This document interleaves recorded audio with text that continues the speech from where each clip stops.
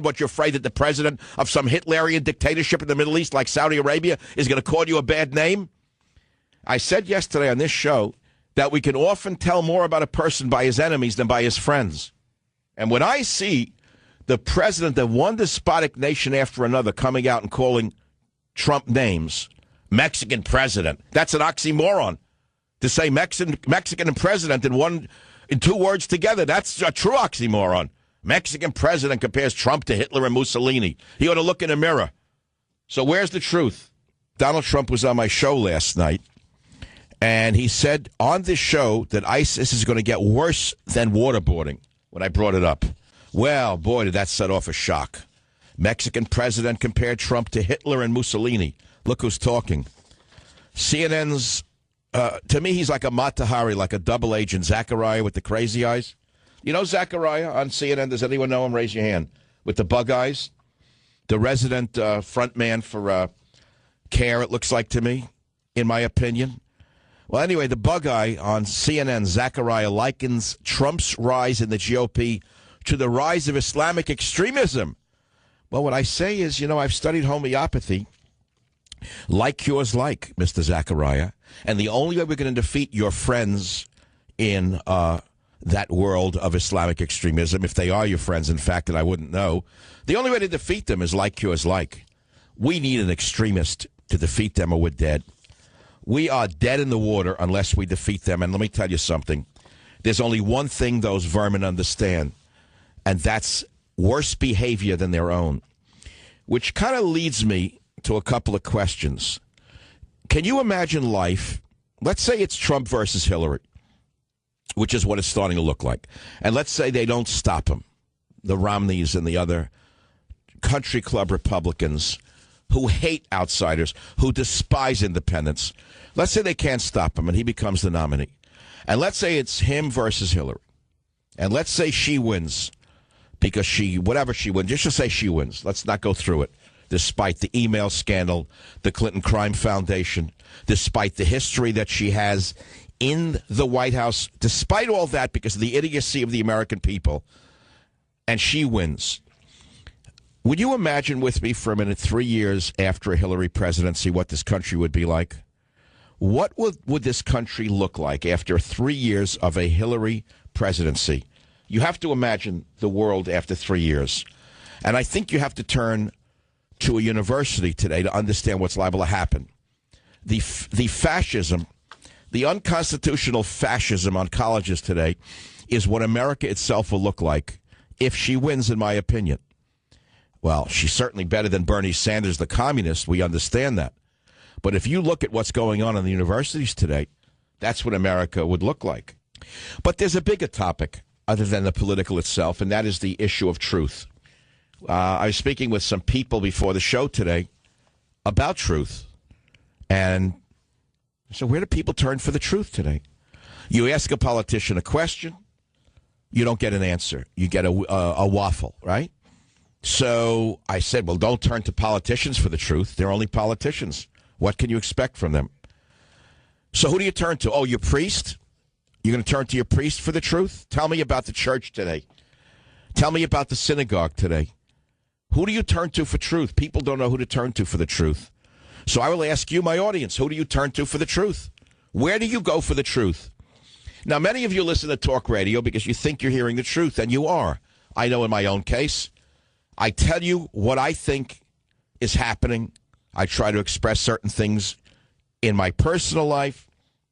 But honestly, you can't expect that we're gods. None of us are gods. We're all people. We're all flawed. You know that.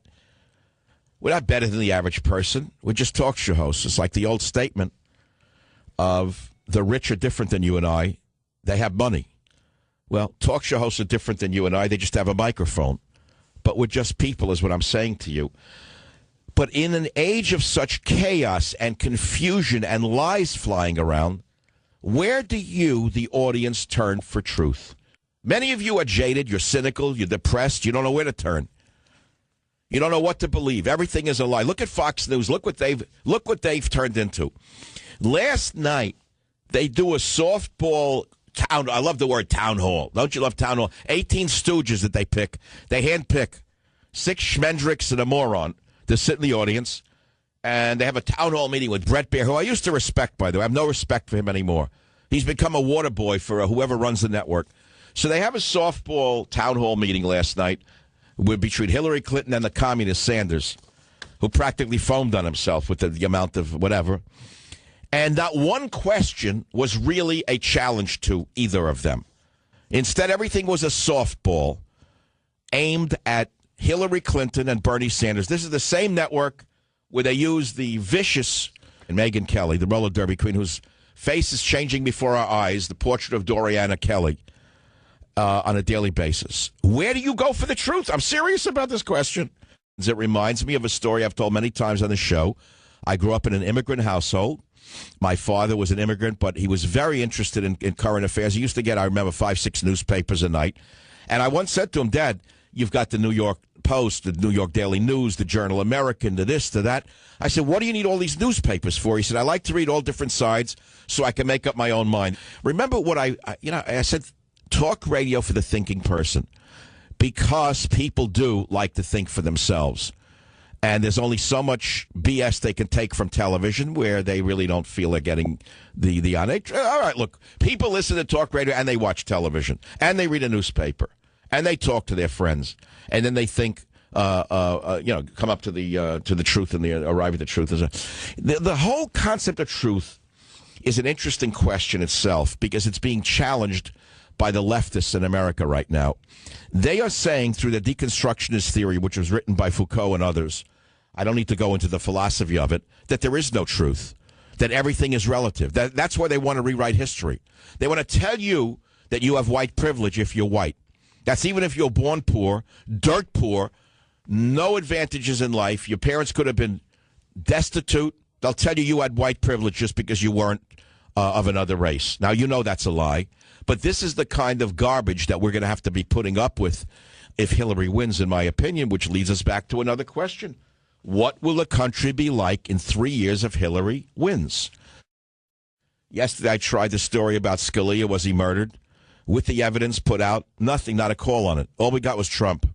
So no matter what I try, I'm going to ask you again about truth, because it's all about truth. What is the truth? Where do we turn for truth in a sea of lies? We're drowning from it. Everyone's calling the other one a liar. It means they're all liars. I'll give you an example. We're told the Iran deal would make the world safer. Now Iran threatens to walk away from the nuke deal after a new missile test. They're test-firing ballistic missiles, which is in a violation of the nuke deal, and they're saying, how dare you tell us to comply with the nuke deal, which we'll leave if we have to comply with the nuke deal. This is what Trump is talking about, because he knows how to negotiate. You know that Obama gave them the ability to develop a nuclear weapon and threaten Israel's existence. You know that was the whole reason. Well, that's in addition to letting his friends collect big billions of dollars in Iran oil deals and whatnot. You know that. Come on. That's the truth. The whole truth and nothing but the truth. Now, I'll give you another example. Turn to Fox News. I'm going to read a headline. I want to show you how they twist the truth right in front of your eyes. Now, here's a headline on Fox News run by Rupert Murdoch. American killed in Israeli day of terror. I said, what? Makes it sound like Israel's killed an American. This is Fox News now. American killed in Israeli day of terror. You have to read on to read a Palestinian knifed an American to death in Israel. Is that the truth, my friends? American killed in Israeli day of terror? That is called propaganda. That is called yellow journalism, Rupert. If you think we're all dumb, I got another guest coming for you. And so I'm saying to you, where do you turn for the truth? You have to deconstruct headlines in every newspaper. You have to deconstruct every word you hear from everybody. But let me ask you a question before you turn the show off. Here's a question for you. Tell me about your own family. Do you trust everything everyone says to you?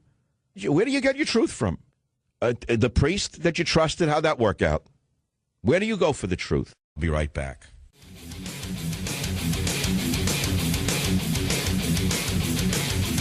Hello, this is Mitt Romney, and I'm calling on behalf of Marco Rubio for president. I believe these are critical times that demand a serious, thoughtful commander-in-chief.